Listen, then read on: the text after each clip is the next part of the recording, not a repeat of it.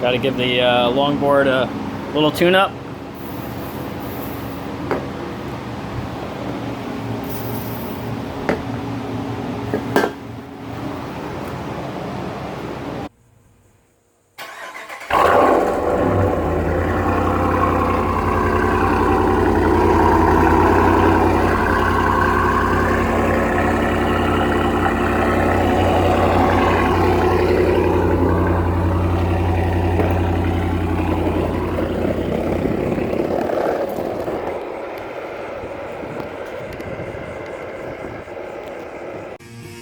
All right, it's 3 o'clock, 90 degrees in the garage. We're doing good. Working on cleaning up the block surface right now. The passenger side is pretty much done. And I cleaned all the bolt holes out. I made this little attachment with a straw at the end of it for my shop vac. And basically cleaned out all the bolt holes to make sure nothing was in there, no fluid or debris or anything, so those were all sucked out. I figured that was better than blowing it out with compressed air. So next we're gonna put the lifter trays in, the lifters, and then we'll get ready to do the cylinder head.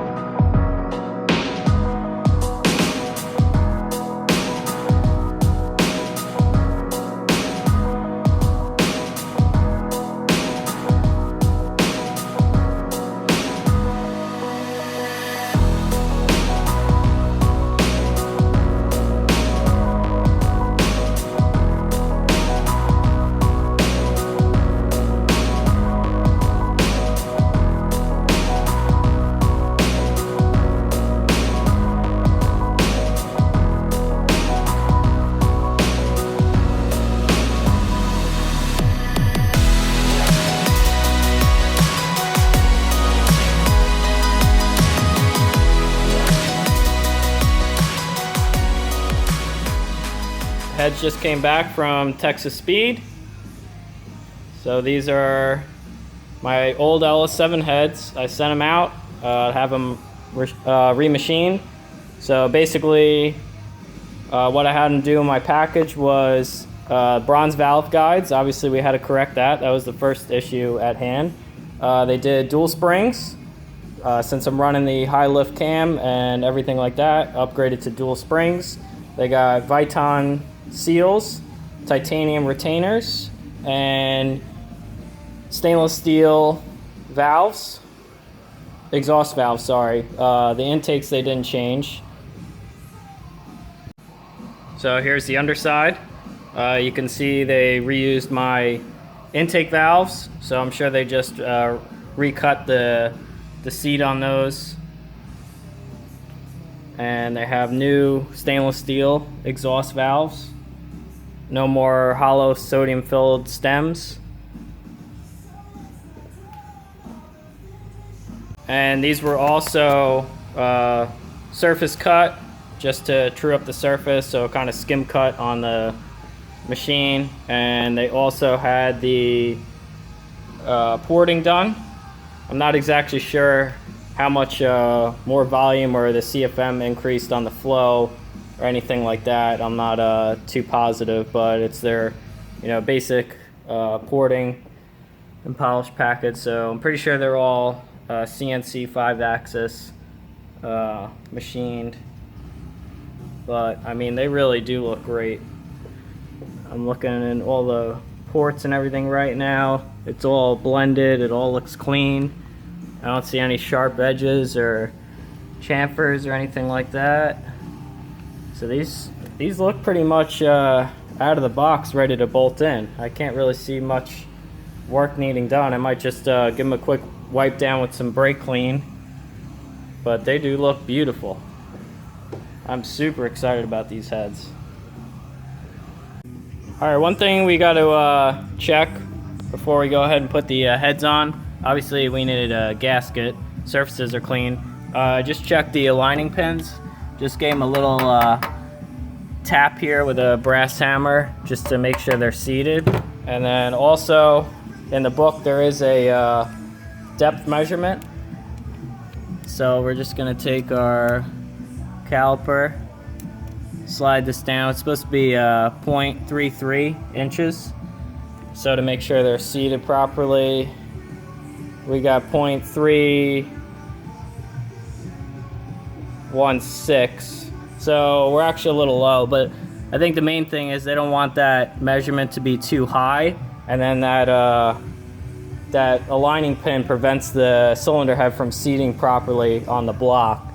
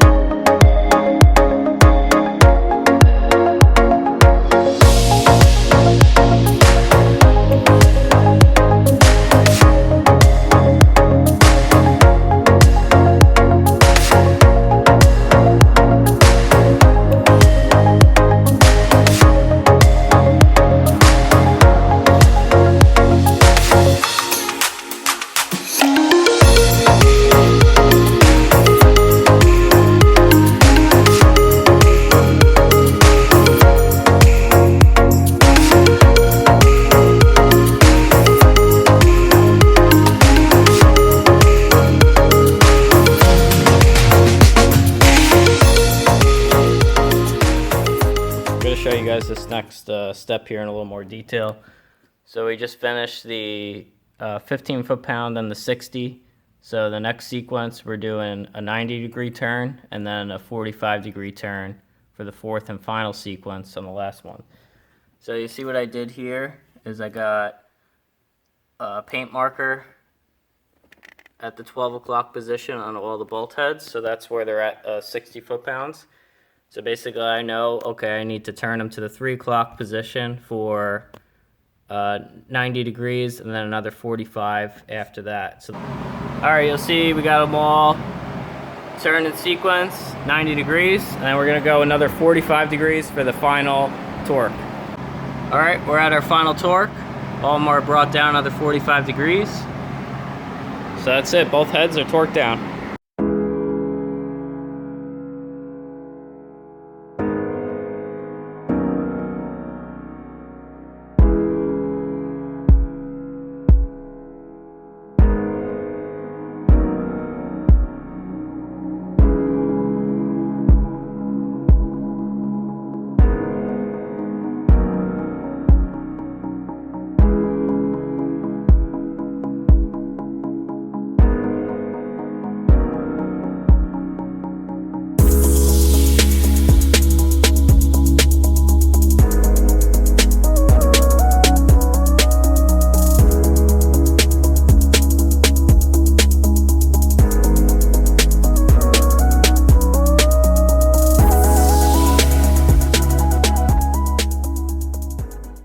So our next step here is to measure pushrod length.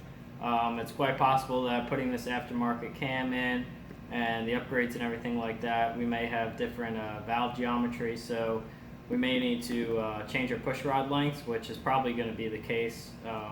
So what I have here is a pushrod checker. It's essentially a measuring device. I got this from Summit. It's a Comp Cams.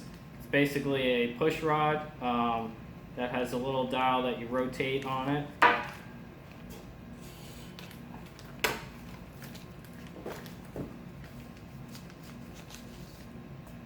So you can see here, you rotate it, it gets shorter, and you increase it and it gets longer, and you use that to set the push rod that you're going to need.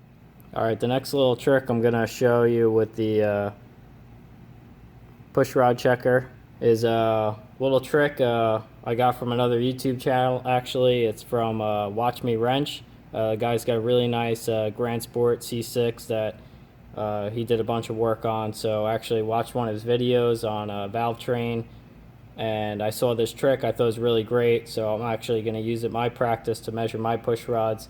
So shout out to Watch Me Wrench's channel. Thanks a lot for this tip and trick. So what we're going to do now is I got the #1 cylinder I'm firing. It's at TDC, and the cam is on base circle, so that way the push rods aren't extended at all. It's on base circle, so all the way down.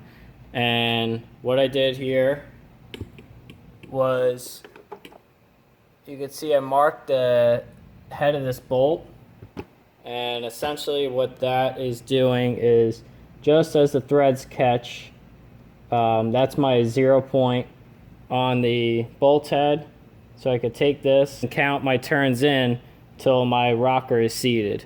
So 1, 2, 3, 4, 5, 6, 7, 8, 9, 10, 11, 12, 13. So pretty much 13, a little past 13. And my rocker is seated. Obviously it's going to tilt because there's no push rod in here, but my actual trunnion piece is seated in the cylinder head. So then what I could do with that information is I will know when I'm bolting my rocker down that I'm actually seating all the way, that I'm not riding on the valve or that I'm riding on the push rod, that's actually seated in here, and then I have 0 lash when I go to set my measurement. So just for fun, let's see if we can get the stock push rod to work.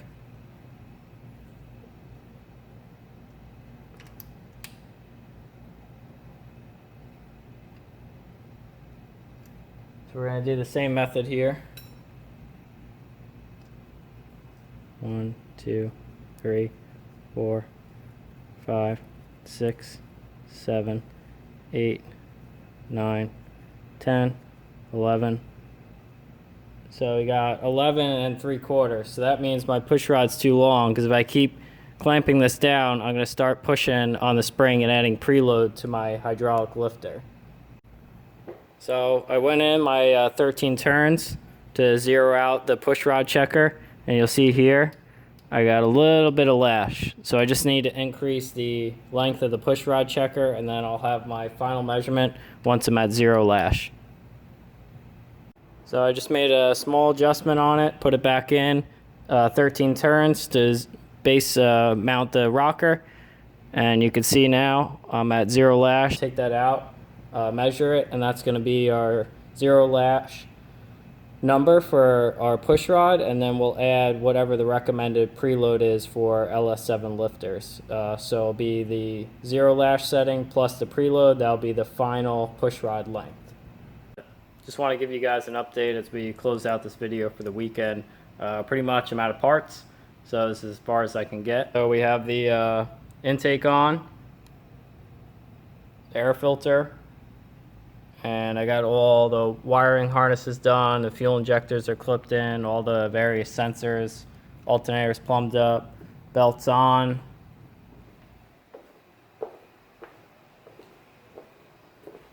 And Pretty much I just put the valve covers on just to keep dust, debris, anything out of there for now. But I do have to get my push rods on order. I got the measurements, everything written down, so I'll probably call the shop on Monday, give them a call and just say, hey, I need this length push rod. And the next thing we're waiting on, as you can see, we do not have any headers. So I got my headers ordered, and right now they should be a couple weeks out. They gotta get shipped, and they also gotta be heat treated. I'm sending them out with a jet coat treatment, so that's gonna take a few extra weeks, I guess. So hopefully I'll have them back in a few weeks, and we'll be able to finish the project up. We'll also need to get my tuning software so we could get a tune on this car to be able to start it up. I don't know if it'd start with this cam and heads by itself on the factory tune, so that we'll kind of have to see how it goes. I'm going to get the HP tuner software, and pretty much that's where we're at for now. So we're waiting on push rods. In the meantime, I'm going to do the trunnion upgrade. I got the bronze Smith Brothers kit, so I'm going to do that, upgrade the trunnions and get rid of those needle bearings. And aside from that, we're pretty much just standing by for parts. So I'll update you guys with another video. Once I get my parts in, we can make more progress. So thanks for watching. And if you haven't been to the channel before, please give it a thumbs up and subscribe if you want to see more videos and finishing up the Z06.